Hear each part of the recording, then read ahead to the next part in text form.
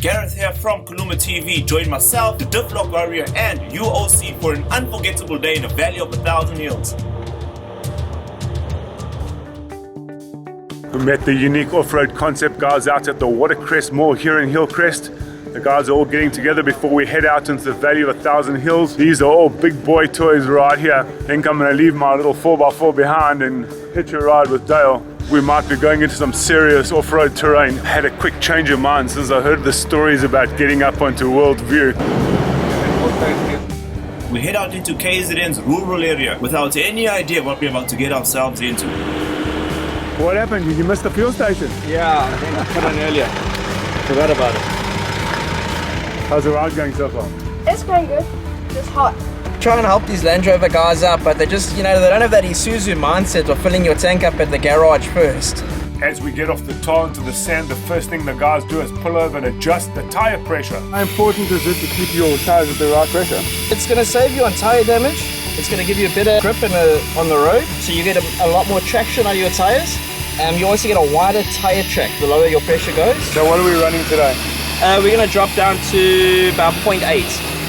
These are 35-inch tires, so they normally run at around 2 bar on highway pressure, so we're just going to drop down to 0.8. We've got some nice obstacles coming up, and that's the recommended pressures that we normally run on.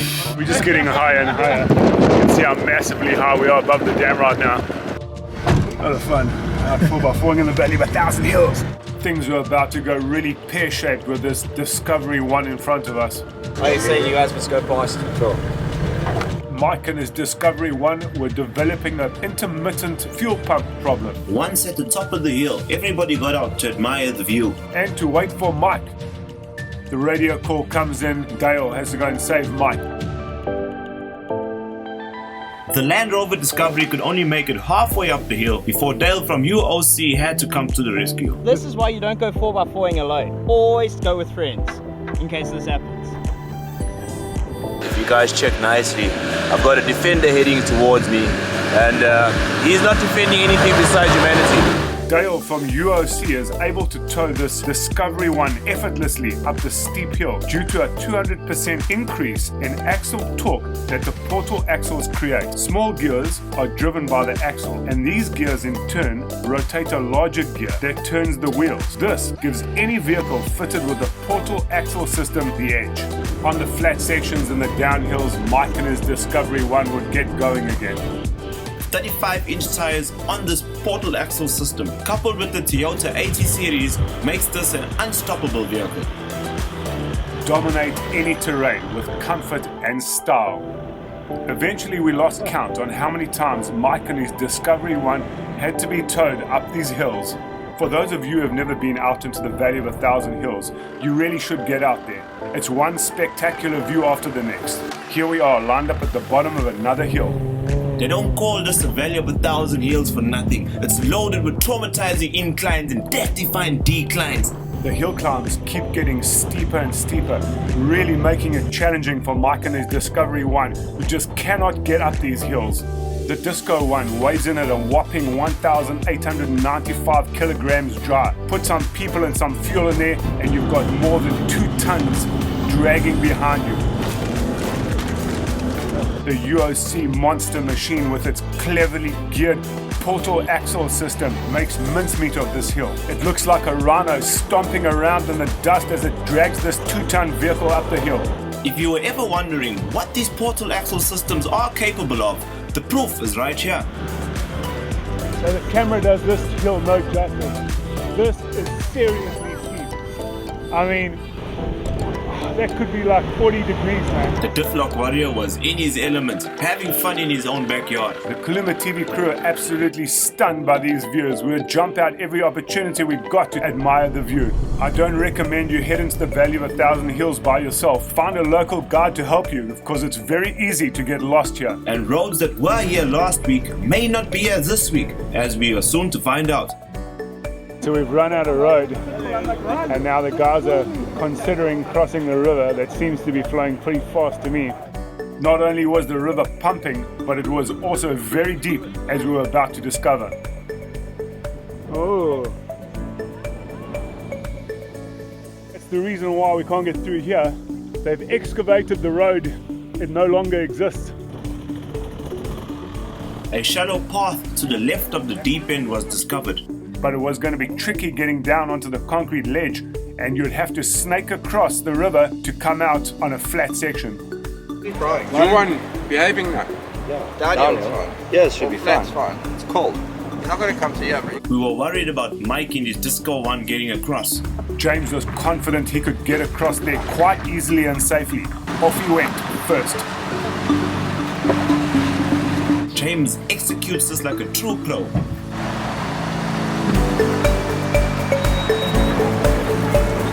Next up was Haig, who had also crossed the river without problems.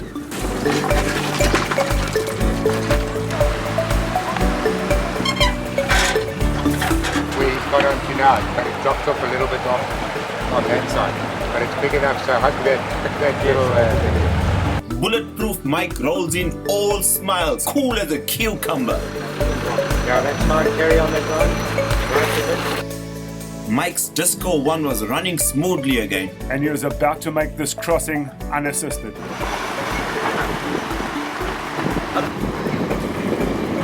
Slowly but surely, everybody made the crossing. But there was a whole lot of new drama just waiting for us on the other side of this flowing river. The first part of the crossing goes without incident. But the second part was about to cost us a couple of hours. It looked like a traffic jam on the river. Before the UOC vehicle had even gotten across, 3 of the Land Rovers had got stuck. Dale comes in slow and steady. Hanging half out the vehicle with my camera. The crossing started getting gnarly, so I headed back in. Make it right. Just hang on there, Jim.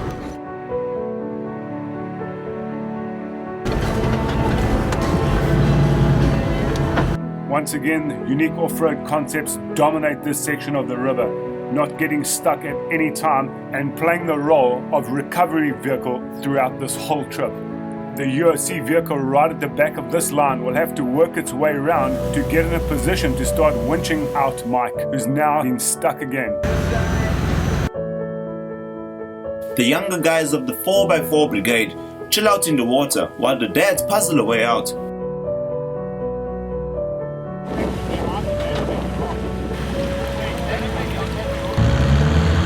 At this stage, I thought we're not going anywhere for a long time, and I'm hungry.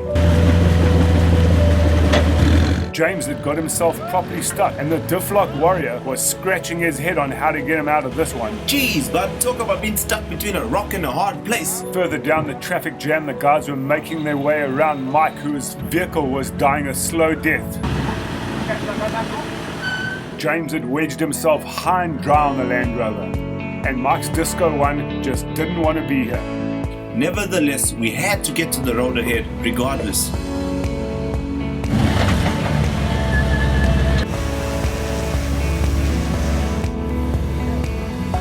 Some people would consider this a nightmare situation, being stuck in the bush, miles away from any tarred road.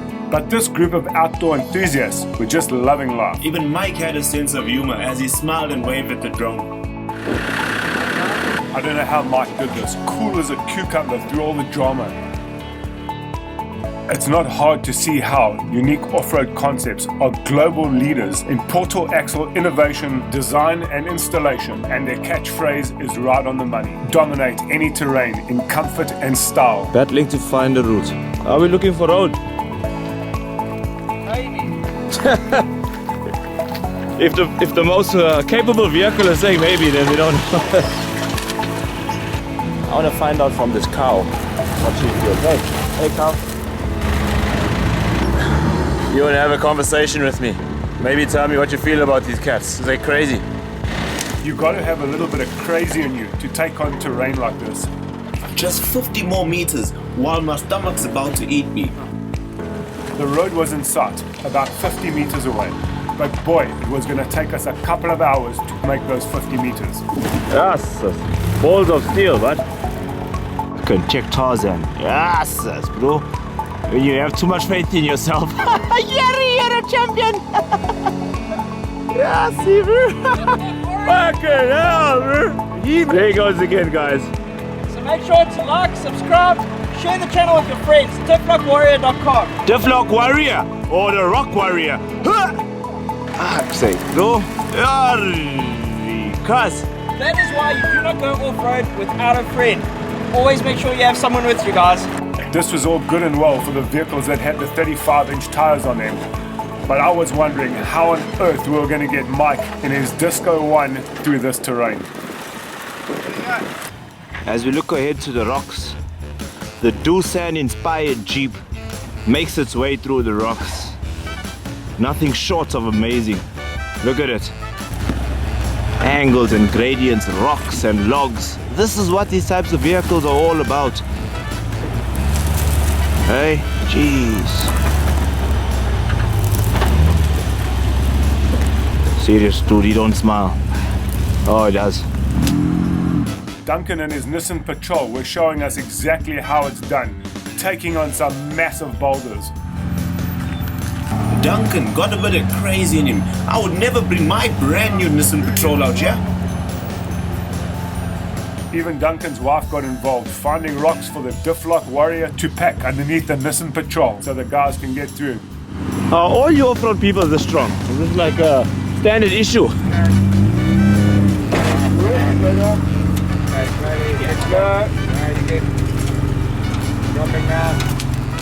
By this time, Mike's Discovery 1 had officially died, and the only way to get him through was to move these massive boulders out the way so that he could be towed closer towards the road.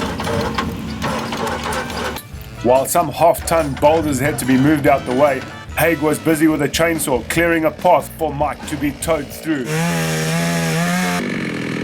By this time it was 2:30 in the afternoon. We hadn't stopped for a break or for anything to eat.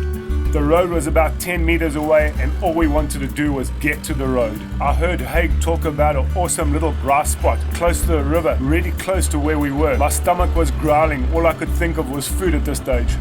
So the film crews become mechanics here, eh? Looks like it.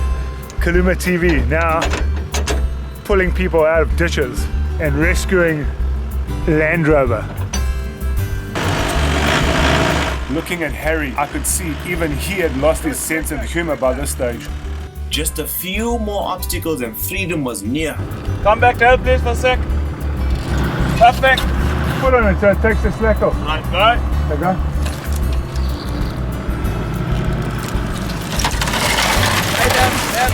Left there, old chap, yeah. Mike was really battling. Without the engine running, there were no brakes and no power steering. That was scary. True to his word, Haig found us a beautiful little spot underneath the trees close to the river. We took this opportunity to relax, cook some boerewors on the fire, have a couple cold ones. But too soon, it was all over and we had to head back to the city. It wasn't over yet. We still had some hectic terrain to cover before we got to the tar roads. Thanks to Dale from Unique Off-Road Concepts for playing recovery vehicle for the day. Thank you also goes out to the Diff-lock Warrior for entertaining us in his back garden. And if you want to turn your 4x4 into an unstoppable machine, get hold of Unique Off-Road Concepts and get your vehicle fitted with a set of portal axles. And this is us, KulumaTV.com.